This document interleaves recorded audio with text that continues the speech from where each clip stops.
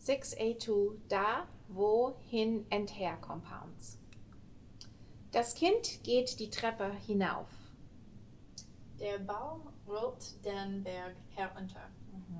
So can you see any difference between the first one and the second one? Like up and down? Yeah, so they're both indicating some kind of movement. And one seems farther than the other one. Is there one that's made, one of them is actually der Ball rollt den Berg herunter, but in which direction? Is it away from us or towards us? Towards. That's more towards us, yeah? Das Kind geht die Treppe hinauf.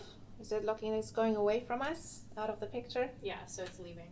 It's leaving. So hin means directions away from us.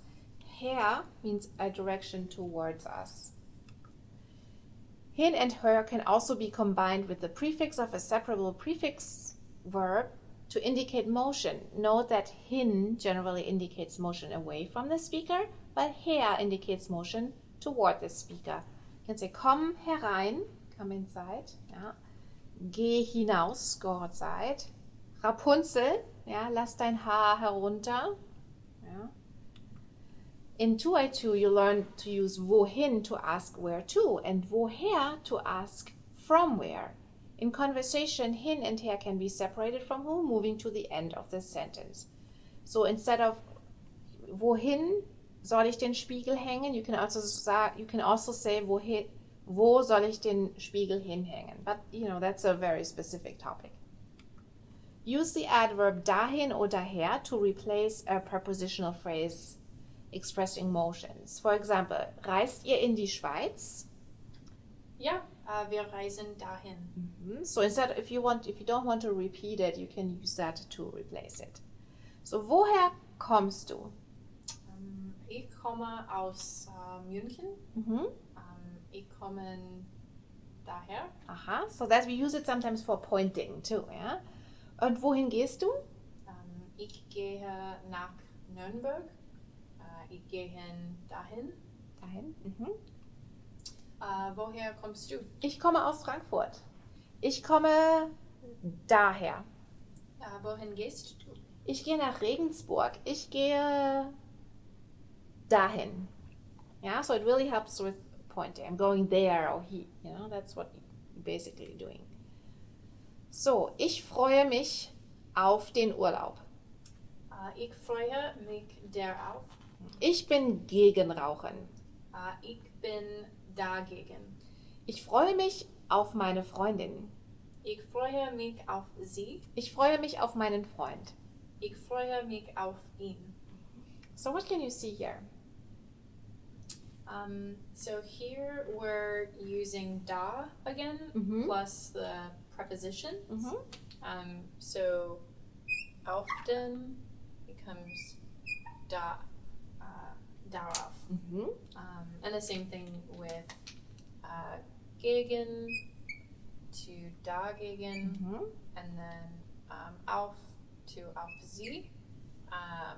The difference for this one though is so it's auf meine Freundin, so that's a person. So auf and then sie to indicate that it's a person and not an object. So if you have objects, for example, like Urlaub, vacation, yeah, so you can replace it with da plus auf, right? Or ich bin gegen Rauchen, I'm against smoking. Smoking, you can say I'm against it. Ich bin dagegen. Ich freue mich auf meine Freundin. Ich freue mich auf sie. So you cannot do the same thing what you do with objects with people. In 5A2 and 5A3, you'll learn to use personal pronouns to refer to the object of a preposition. When the object is a thing or an idea, use the da compound instead. For example, kennst du Alex? Wir sind am Samstag mit ihm essen gegangen. So you cannot do this with people. Yeah? Wo ist der Teddybär? Das Baby will damit spielen. So instead of saying, wo ist der Teddybär? Das Baby will mit dem Teddybär spielen. That's kind of repetitive. Yeah? You would say, das Baby will damit spielen. Yeah? Same with, kennst du Alex? Ja, wir sind am Samstag mit Alex. Alex. Yeah? So instead you say mit ihm.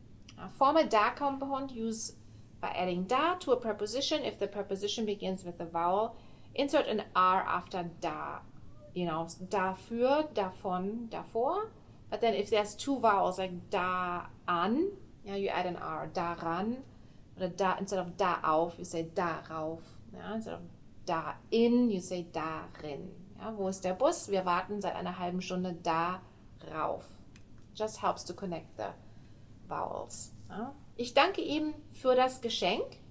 Ich danke ihm dafür. Wir fangen mit unserer Arbeit an.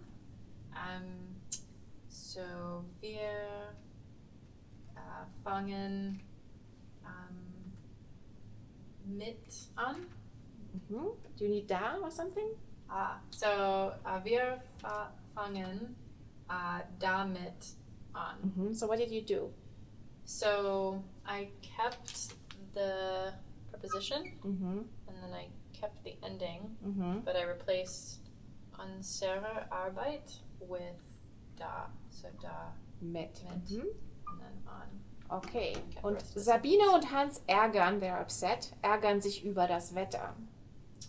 So Sabine und Hans ärgern sich darüber. Da. So we have two vowels now who are right next to each other. So we would add an R. Darüber. Ich denke an Karl. So ich denke ihm. An ihn. Yeah? So but you have to have the an in front still. So the on is in front still? Okay. But we use ihm because... An ihn, yeah? Because it's accusative. An ihn. Okay. So, but we have to use ihn and not da an because he's a person and not an object. Exactly, because he's a person. Yeah, so that's the difference. Any object, and it doesn't matter if it's female or neutral or masculine. You can replace all of them with da. Yeah, that makes it actually simple. You do not need to know the article of objects. Of people, yes, yeah, but not of objects. Worüber sprichst du? Ich spreche über das Buch. Womit fährst du nach Chicago? Ich fahre mit dem Auto. Auf wen wartest du? Ich warte auf Carol. So if we want to ask for things, that have these prepositions, how do we make these question words? So you take the preposition, so über, and you add wo in front of it. So wo, and if there's two vowels, you add the R. And then, so vor über or wo mit. And so what about the situation with Carl? So, I'm not sure, because he's not an object. Yeah, so you can't do it either. So you cannot do this, you can't create a new question word. You have to use the preposition auf and wen again, so you cannot change that. Yeah. Form a wo compound by combining wo with the preposition. Ja, wofür, wovon, wovor, woran, worauf oder worin. Du wartest auf den Bus. Worauf wartest du? Die Studenten fangen mit der Arbeit an. Womit die Studentin an? Womit fangen? Ja. So womit fangen die Studenten an? Wir sind sauer auf Karl. Auf wenn Then the verb. sauer. Sind wir sauer? Sind wir sauer. So can you write the sentences? Sure. So. Auf wen? Sind wir sauer. mad. Yeah? I'm sorry? Sauer means mad.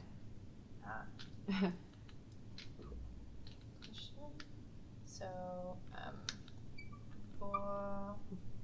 womit Then always the verb is second. fangen die Studenten an? Yeah. Studenten an. Perfect.